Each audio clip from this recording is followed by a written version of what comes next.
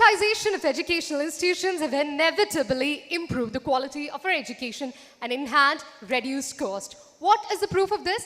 India claims for the third highest education around the world. But what is the reality of our nation? We have people with PhDs and PGs going out there on the roads with no jobs. This is efficiently because of the lack of skill labor and skill training within our country.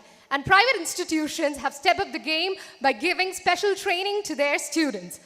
On the other hand, in 1991 was the year that broke the shackles of the license Raj and gave the private institutions and the education institution a chance to be privatized. What did this mean for our nation?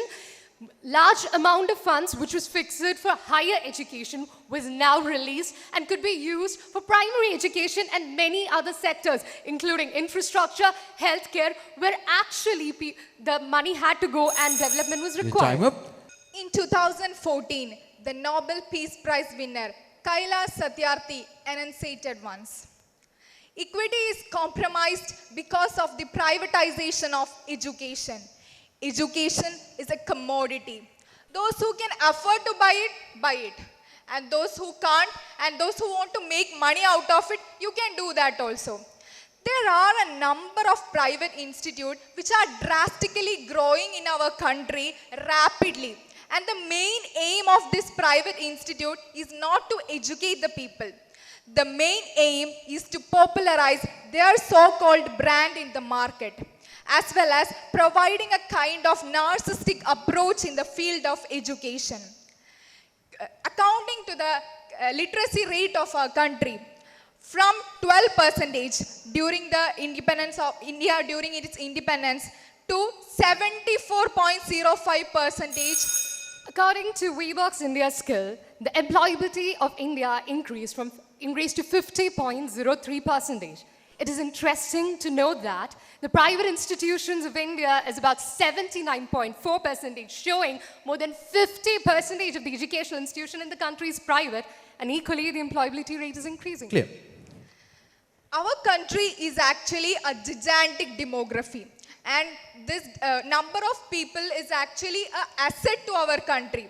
Giving a basic education from the scratch will definitely lead to the development of our country, and this demographic dividend will lead to demographic disaster if we are not taking much care from the scratch onwards. Please. Private sectors are more flexible. They have the capability to give more salaries and job securities to the faculty. This would ensure high quality faculties retained within the private institutions, unlike public sectors where it's more vulnerable. In government school, we can see many organizations like National Cadet Corps, National Service Scheme. I'm a part of NCC. I'm an NCC cadet, and I'm proud of that. NCC has played a pivotal role in the 3 years of my NCC journey.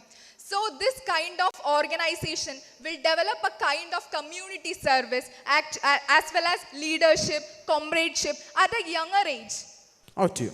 Education is something that should be, accessible to everyone, and that is exactly what our country is doing with scholarships such as PM Special Scholarship Scheme, Samriddhi Scheme, and all of it. So even students at lower levels of the economy can actually afford to come up with high educations.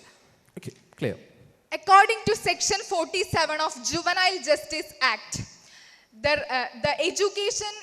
If we are providing education according to the age and ability of a student. In case of a private school, they are giving a cumbersome syllabus to each and every student, which creates a kind of stress, mental harassment to the student. So at a younger age, this kind of harassment Nehidha, our topic is privatization improves the quality of higher education. So kindly stick on to that point. Yes, please. Let's come back to the higher education in Kerala. Kerala Technical University, as we've been talking about. We know that the syllabus is the same. Most of the private institutions follow the same syllabus. What do they do in extra? There are fabrication labs. There are better lab facilities and opportunities for students to go acquire internships that are abroad and with much more technical development. That would give them a greater exposure. Out to you. I need to encounter this situation with the National Education Policy of 2022, which mainly concentrate on mainly 5 pillars: accessibility, accountability, quality, etc. And accountability and affordability. I don't think that if we are choosing private school, we won't afford a huge price Out to you. of Done. fees. Let's get back to accountability. Private institutions actually hold the parents can actually hold the private institution more accountable than a government institution because there is a direct link. Parents are directly paying the fees for the students, so they are more accountable to the to ensuring good education for the Clear, students. please. Talking about the higher education, as of now, around 46 million people in the age group of 8 to 18 are still out of school. What is actually depicting this census? Even though we are developing, but still many of them are not getting the equity of education because of high payment in fees as well Out to as... you. I think I've cleared the high payment fee with this scholarship schemes. Let's talk about taking up risks in the education system. It is very crucial at times as these. Education sectors come up with innovative and creative methodologies to teach students. But And your time up.